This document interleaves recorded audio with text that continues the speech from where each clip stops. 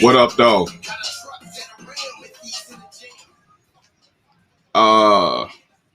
Welcome to another episode of AM Opinionated.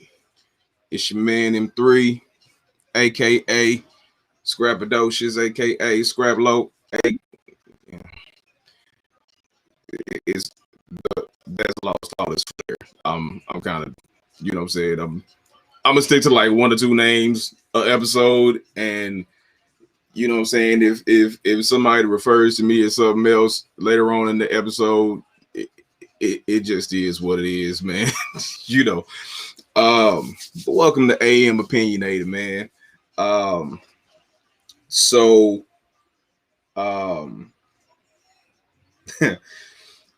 number one, man, shout out to them Kansas City Chiefs, man. Shout out to them Kansas City Chiefs for pulling it out yesterday. It really shouldn't have been that close, to be honest with you. Like, they had a real a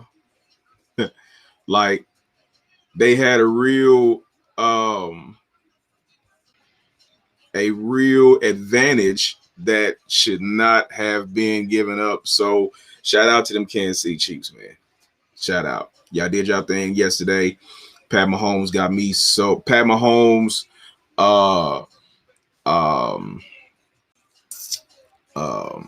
Tyreek, y'all got me money yesterday, man, in my fantasy league. So again, thank you. So this morning I'm gonna be talking about something that, you know, I might be talking about in the future that I'm gonna be talking about in the future on a more extensive level, because it's crazy how this topic has tentacles that go everywhere. You know what I'm saying? But my main topic for this morning is gonna be COVID. And I'm gonna ask you a question right now that I want you to think about. Would you, or do you plan to take this COVID-19 vaccine once it's available? Do you plan on taking the COVID-19 vaccine when it becomes available? It's not even an if no more, it's a when. When it becomes available, do you plan on taking the COVID-19 vaccine? But my first opinion, before I get to my first opinion, let me give y'all a quote, right? I was thinking this morning, when you lose the ability to make excuses, then you find the ability to make results. You know what I'm saying? Like, if you don't have the ability to continue to make excuses, man, I can't do this because of that, and I can't do this because of that.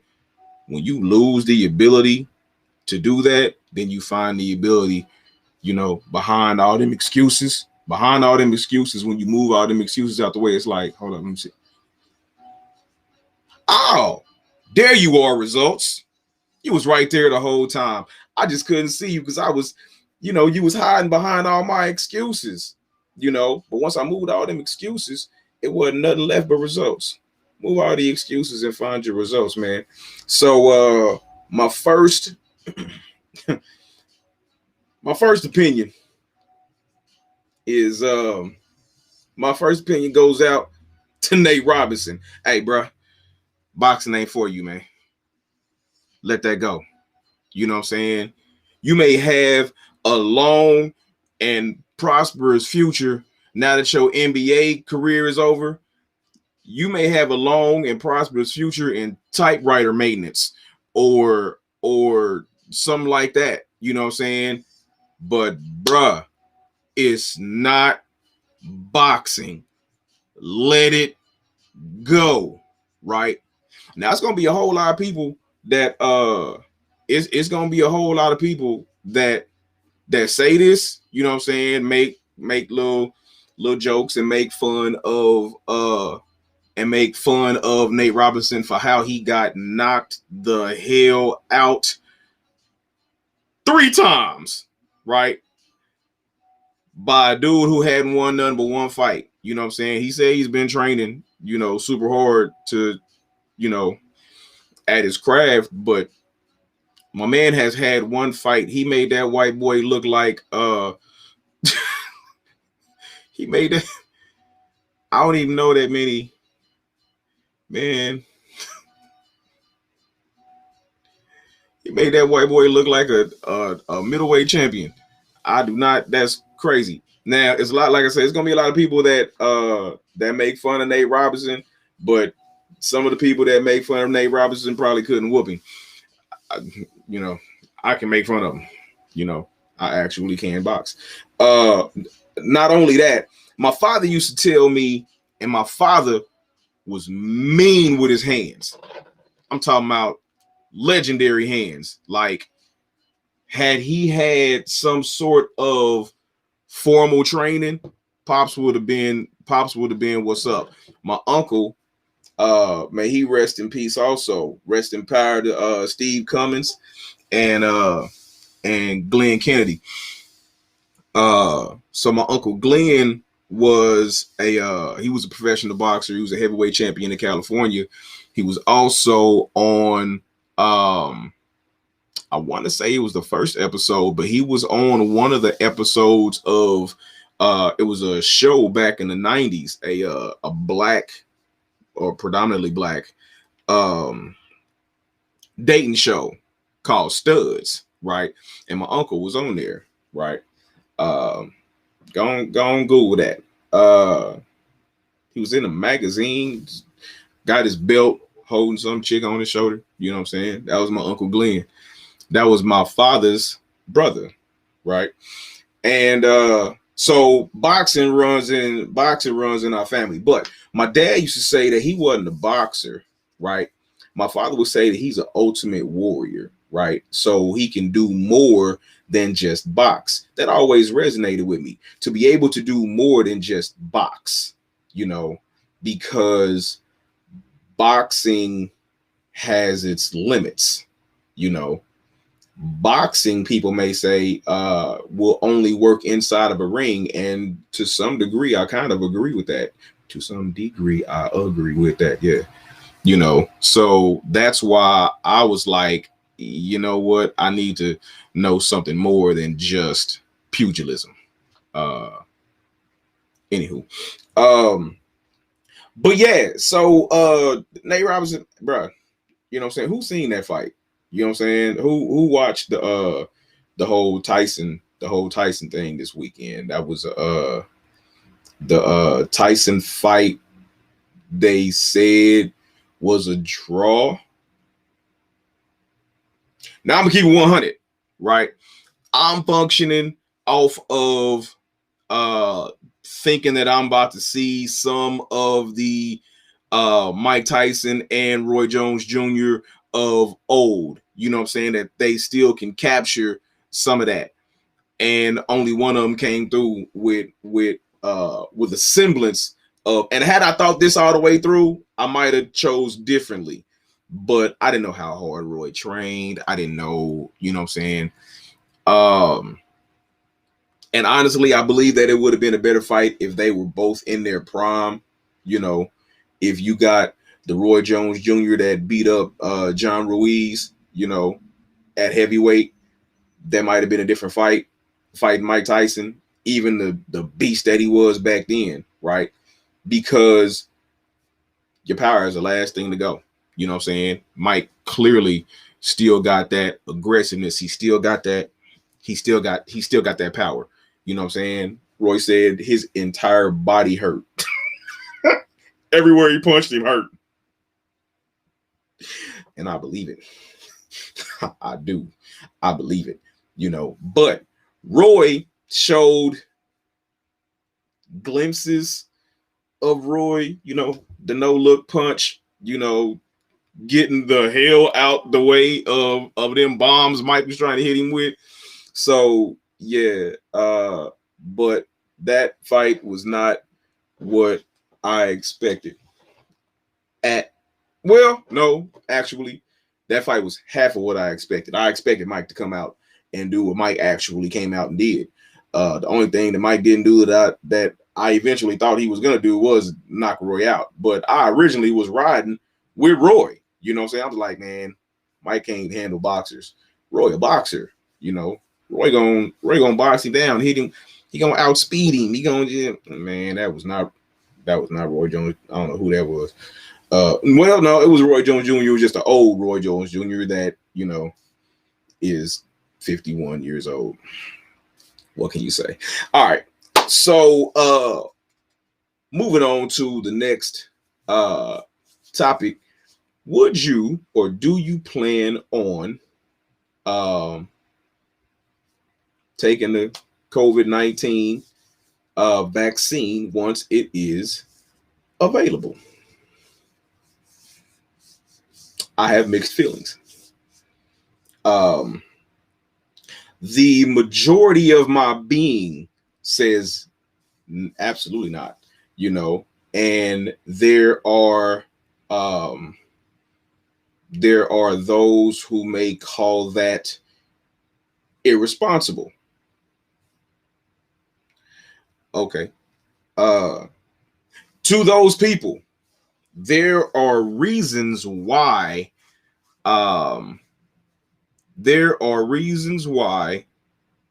Black people have historically not trusted the medical profession.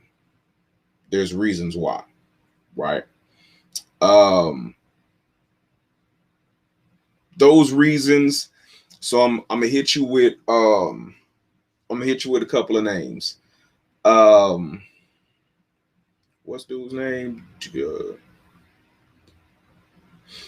Green Adair,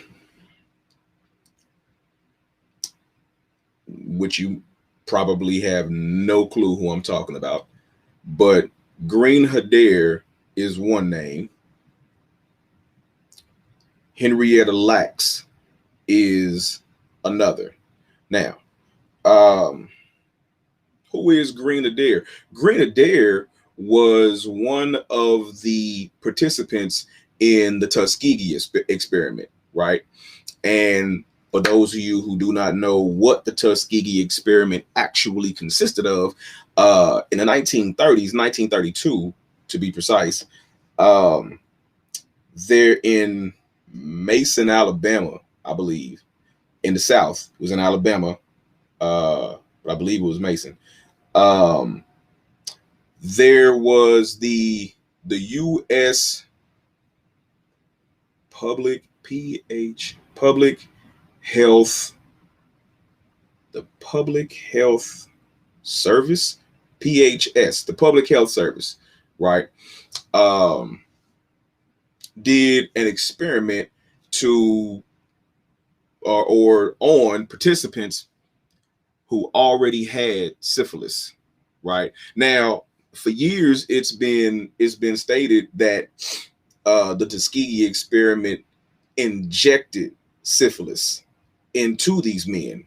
Now, to be perfectly honest with you, from what I have read and researched, these men, it was like 299 of them, or over 300 men who already had syphilis, and about 200 who did not, right?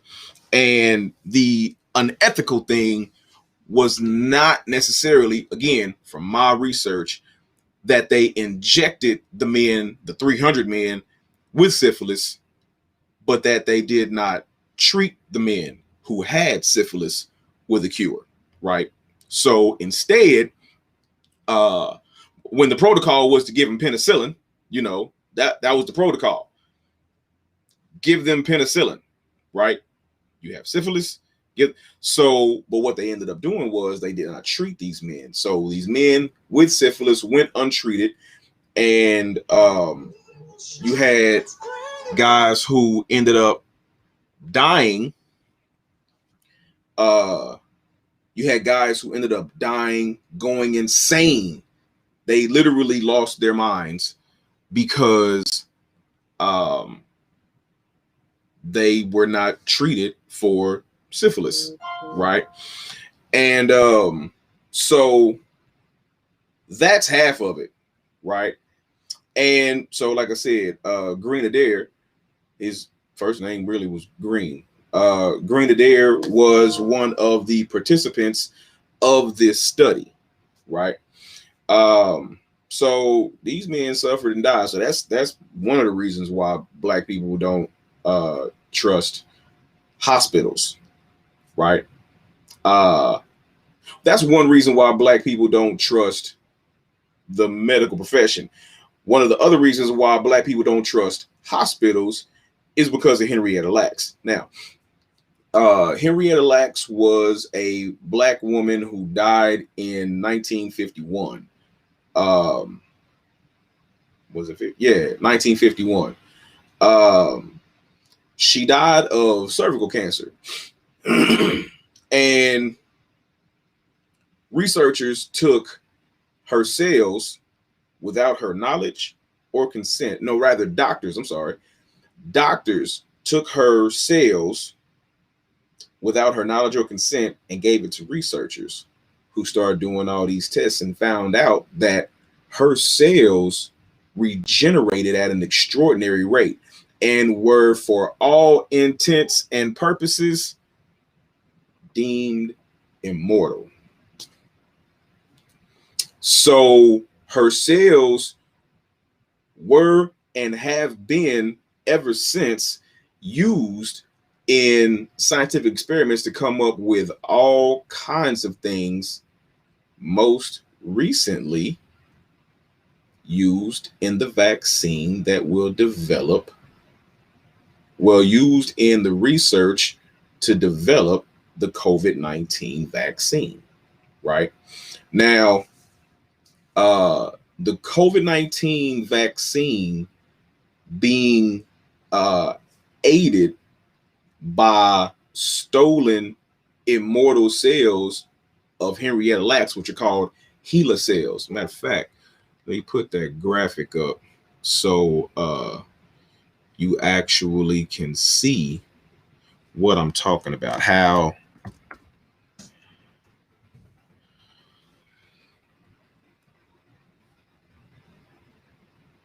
so this is what it looks like, right? This is what HeLa cells look like. So that HeLa stands for Henrietta Lacks, right? So they are now HeLa cells that are being used to develop. These are HeLa cells that are being used to develop the COVID-19 vaccine. Now, what is interesting to me about that is that when COVID first hit, it was not really affecting Black people at all from its inception, right? Which amazed the hell out of me. I was like, whoa, this is killing everybody else. It ain't even killing Black people. Finally, for once, it's a disease that's out here that's not affecting Black people. Well, just give it time. And yeah, so over time, it has, as with everything else in this nation, disproportionately began to kill and affect the Black community more so than any other community. And so it's a little bit of poetic justice that the immortal cells of Henrietta Lacks are being used, the stolen immortal cells of Henrietta Lacks are being used in the vaccine that could help the community that she would want it to help and affect the most. So that's a little ironic. That's a little poetic justice. But at the same time, it's like it's liable to be the Black community that is the community that needs the vaccine the most, but it's the Black community that's probably going to be the most reluctant to take it. you know. So they and they didn't really even pay the family of Henrietta Lacks for a long time, and still never asked for consent to release her medical records and all these different things that they ended up doing as a result of stealing their sales, which at the time, as I understand, it was not necessarily illegal. It was more unethical, but it was not illegal to do that because she was black. So not only because she was a black woman, so she was like double hit, you know. It was like it was double prejudicial, you know, which again, unfortunately, illustrates the the prevalent inequities, racial inequities in this country, you know. So so again, do you plan to take the COVID-19 vaccine once it's available? Why not? You know, if you do plan to take it, why do you plan to take it? If you don't plan to take it, most importantly, why not? You know, I'm very curious about that. Because I think at the end, it'll be balanced, you know what I'm saying, between those that do and those that don't. Those that do take it may have like very specific reasons as to why they want to take it. Like, I have diabetes, and so this COVID epidemic could affect me far more than it would affect someone else who is not a diabetic, you know. And then those that don't, it's like, man, I just don't trust them. I don't trust that you're going to inject me with something that is going to help me, because I don't trust your profession. You know, I just, overall, unless I really just got to, I don't trust you. You know, me personally, I'm still on the fence. I really don't know. I really don't know. I really don't know. But that is a decision I will make at a later date, you know, because for real, it's not even out yet, you know. Let me see.